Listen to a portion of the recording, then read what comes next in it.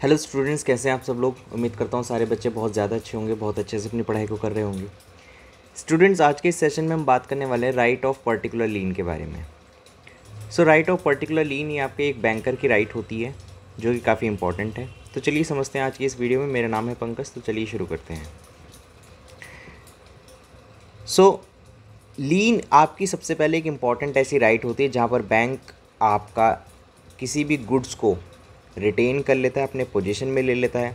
वो गुड्स जो एक इंसान को बिलोंग करता है, और वो पोजीशन में तब तक लेता है जब तक उसका ड्यू उसको पेमेंट नहीं मिलती। ये जनरल लीन की तरह बिल्कुल भी नहीं है, बट हम काफ़ी हद तक देखें तो जनरल लीन से काफ़ी इसमें सारी चीज़ें मैच होती हैं।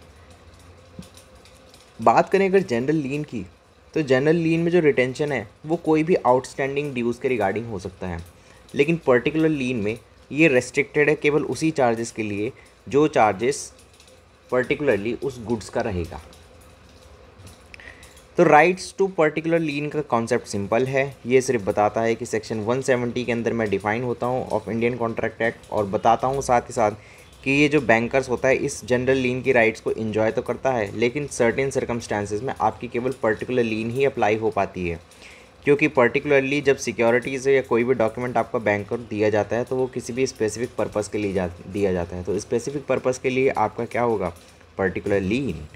स्टैट्यूटरी प्रोविज़न देखें तो सेक्शन 170 यहाँ पर एक बात करता है बेलीज पर्टिकुलर लीन, जो कि बताता है where the bailees has in accordance with the purpose of the bailment rendered any services involving the exercise of the labor or skills in respect of the goods bailed, he has in the absence of contract to the contrary a right to retain such goods until he receives due remuneration for the services he had rendered in respect of them. Right? Correct. आगे बढ़ेंगे meaning पे। तो meaning होता है particular लीन का, जो बताता है कि जब आपका कोई भी एक बेली होता है, ठीक है, तो बेलीज के पास में एक पर्टिकुलर लीन का राइट होता है जिसके तहत वो रिटेन करता है गुड्स को केवल उसी चार्जेस के लिए जिस चार्जेस के लिए वो गुड्स की जो चीज़ें थी वो डिसाइडेड थी। For example, if a goldsmith is given gold to make the ornament and he may retain the ornament until his making charges are paid. एक जवेरी ने सोने का गहना बनाने के लिए दिया हुआ था, और जब तक उसका मेकिंग चार्जेस नहीं मिला उस आदमी को तब तक उसने वो ऑर्नामेंट अपने पास में रिटेन करके रख लिया। बट इसमें एक बात है कि वो रिटेनमेंट केवल उसी चार्जेस के लिए कर सकता है, कोई भी अनरिलेटेड डेट के लिए उस चीज़ को अपने पास में नहीं रख सकता। यही चीज़ बैंकर्स के लिए भी अप्लाई होती है कि अगर यदि आपका कोई भी कस्टमर है और उसके पास में आपकी कोई भी कस्टमर अगर अपनी कोई सिक्योरिटी देता है बैंकर्स को, तो बैंकर उस चीज़ को एक पर्टिकुलर पर्पज़ के लिए अपने पास में रखता है, और जब बैंक उसको पैसा देगी तो बैंक को जब उसका पैसा वापस मिल जाएगा तो उसके बाद फिर वो उसका अमाउंट, उसका जो भी सिक्योरिटीज़ थी कस्टमर को, वो वापस दे दी जाएगी। पर्टिकुलर लीन के कुछ इंपॉर्टेंट एसेंशियल कंडीशंस हैं। पहला है कि एग्जिस्टेंस ऑफ बेलमेंट होनी चाहिए।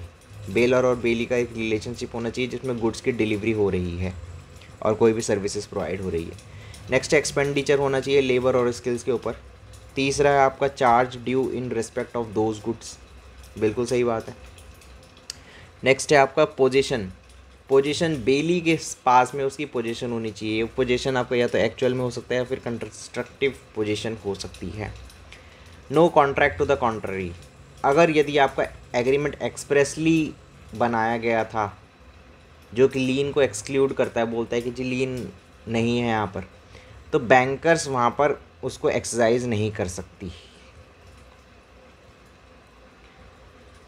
नेक्स्ट, बैंकर्स की राइट पर्टिकुलर लीन पे किस तरीके से एक्टिवेट होती है।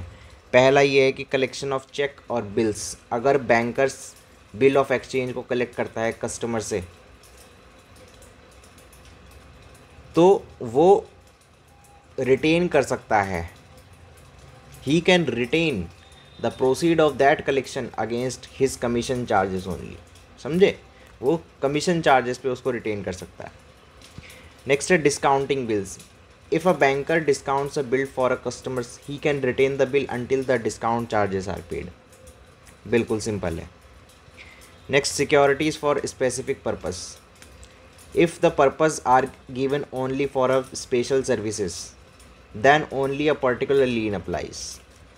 जनरल के लिए जनरल होगा और पर्टिकुलर के लिए पर्टिकुलर हो जाएगा। सो स्पेसिफिक पर्पस होना ज़रूरी है सिक्योरिटीज़ का। केस लॉ बहुत इंपॉर्टेंट है इसके अंदर तीन। पहला स्कार्फ वर्सेस मॉर्गन, जहाँ पर कोर्ट ने ये हेल्ड किया और बोला कि पर्टिकुलर लीन और जनरल लीन में काफ़ी फ़र्क मानते हैं हम। जब आपका एक बेली किसी भी गुड्स को रिटेन कर लेता है only for a particular charges which is relating to those goods unless entitle to a general lien by trade, तो वो क्या हो जाएगा आपका पर्टिकुलर लीन। दूसरा इसके अंदर है bank of India versus official liquidator. So clarify करता है और कहता है कि जी आपका जो बैंक है, ठीक है, जहाँ पर आपकी सिक्योरिटीज़ दी जाती है फॉर स्पेसिफिक पर्पस के लिए, तो बैंकर्स एक जनरल लीन उसके ऊपर एक्सरसाइज नहीं कर सकता, क्योंकि वो एक पर्टिकुलर और एक स्पेसिफिक पर्पस के लिए दी गई थी, तो फिर वो पर्टिकुलर लीन के अंदर कन्वर्ट हो जाएगा। तीसरा है आपका Indian bank versus Girdhari Lal. सो कोर्ट इस लैंडमार्क जजमेंट के अंदर ये बताती है और कहती है कि जहाँ पर आप डिपॉजिट किसी स्पेसिफिक पर्पस के लिए कर रहे हैं, जैसे कि margin money for LC, so bank वहाँ पर अपनी जनरल लीन को एक्सरसाइज नहीं करेगी, क्योंकि यहाँ पर पर्टिकुलर लीन एक्सरसाइज होगा। सो अब समझते हैं जनरल लीन और पर्टिकुलर लीन के बीच का एक डिफरेंस। तो पर्टिकुलर लीन बेसिकली आपका जो है राइट, ऐसा राइट होता है जहाँ पर आपका रिटेंशन किया जाता है स्पेसिफिक गुड चार्जेस के लिए, लेकिन जनरल लीन में जो रिटेंशन होता है वो एक जनरल बैलेंस ऑफ अकाउंट को डिज़ोल्व करने के लिए होता है। बात करें अगर स्कोप की